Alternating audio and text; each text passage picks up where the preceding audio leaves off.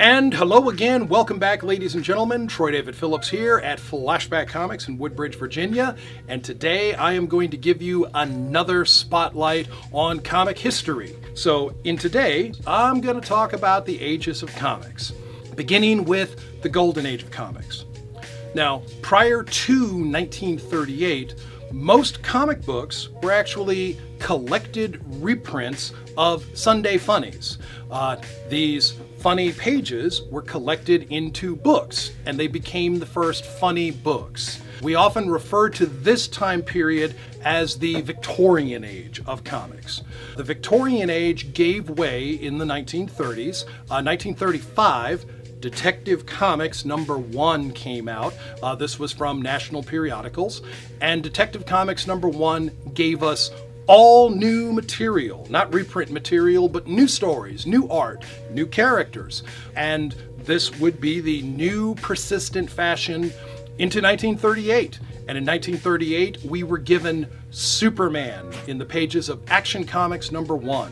This brand new character clad in what we traditionally recognize as a superhero costume, flowing cape, etc. Superman led the way from that point going forward and became one of the most important characters in comics of any age. The Golden Age is delineated by several things. One, by the appearances of major characters. Not only did we get Superman, but we also got Batman in the pages of Detective Comics #27. We were also given our premier female superhero, Wonder Woman. We were given the first superhero team, the Justice Society, in the pages of All-Star Comics. And on the other side of the avenue, as we used to say, Timely Comics, the company that would later become Atlas and would later still become Marvel Comics. Well, Timely Comics gave us their Golden Age greats: the original Human Torch, the android that burst into flame, the Submariner, the violent half-human, half-Atlantean anti-hero, and in 1941, Captain America and his teenage sidekick Bucky. These were Timely's big three characters. They would go on to not only be the lead features in their respective books, Marvel Comics, which became Marvel Mystery Comics, and Captain America Comics, but they would also be seen in the pages of USA Comics and All Select Comics. All Select Comics was where you would find the Team Up, and that would be the All-Winner Squad. The Golden Age is also the place where you find not only the first appearances of characters, but the first appearances of major character concepts. There were a lot of characters that derived their powers from magic or magic artifacts. There were characters who discovered hidden civilizations, perhaps in the Himalayas, and they would come back from these wonderful paradisical lands to fight crime with their strange new abilities. Maybe they were highly skilled individuals, maybe they had developed some kind of bizarre mind-body attunement, maybe they had developed some sort of weird physical alteration ability, and that would describe a great many characters, whether they be the Thin Man or the Red Raven or Amazing Man, and so on. Now, the Golden Age happened to be wrapped around the Second World War. And the Second World War would give us a great many characters that were patriotically themed. Not only did we have Captain America, he was not actually the first, he was preceded by a character called the Shield. The Shield was such a popular character that he spawned a second character, also called the Shield, completely different character, and they would both appear in the Golden Age, and then later in successive ages together, as we wrote stories to try to explain the overlap of the two. The Golden Age of Comics also gave us the earliest funny animal comics. Now, you think of characters like Donald Duck and Mickey Mouse from Walt Disney, you think of the Looney Tunes characters.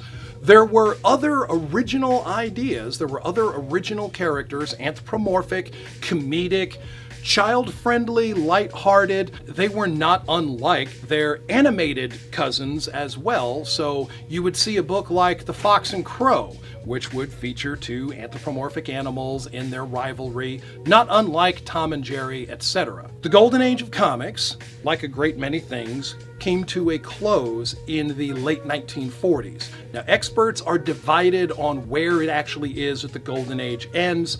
Some people write it off at the end of 1948. Some people carry it all the way to 1953. The way that I usually delineate is I look for when a shift in the comic content changed dramatically.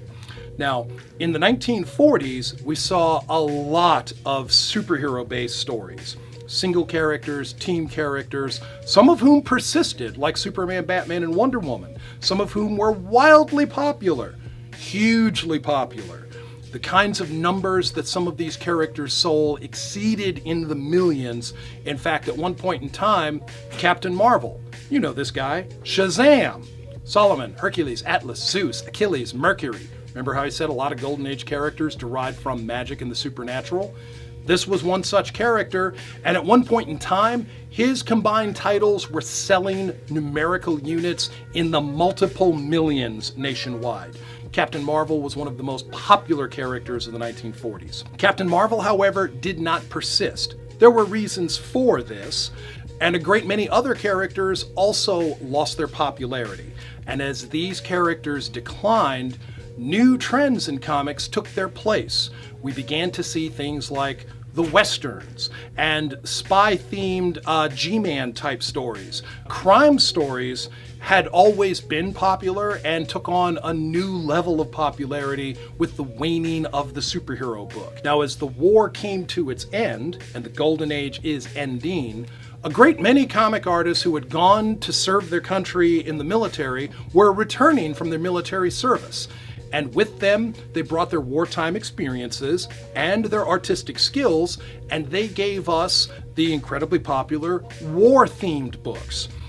Both companies, DC Comics and Timely, which is becoming Atlas Comics, had their line of war comics, but there were other companies as well. You might be familiar with now defunct companies like Dell. That was one of a great many. Archie Comics also had given us the teen-themed Chick Andrews, who became Archie Andrews in the pages of Pep Comics, and Archie exploded in popularity. Now we are in the early days of the Silver Age of Comics. You're not seeing a lot in the way of superhero titles at this point in time. Superman and Action Comics are persisting. Superman is still popular enough that National Periodicals is putting Superman's logo. A Superman publication from DC is on their covers. Batman is still being published in both the pages of Batman and Detective Comics. Wonder Woman is still being published, in part on her popularity and the fact that she was one of the few female characters to headline a book, in part based on a special arrangement that National Periodicals had with her creator that determined that she would be published no matter what. But most of the other characters like Flash, Jay Garrick, and Green Lantern, Alan Scott, and the Wildcat, Dr. Fate, the Spectre, Hourman, Sandman, and so on, these characters went away, and we would not see their like again until 1956 in the pages of Showcase Comics number 4.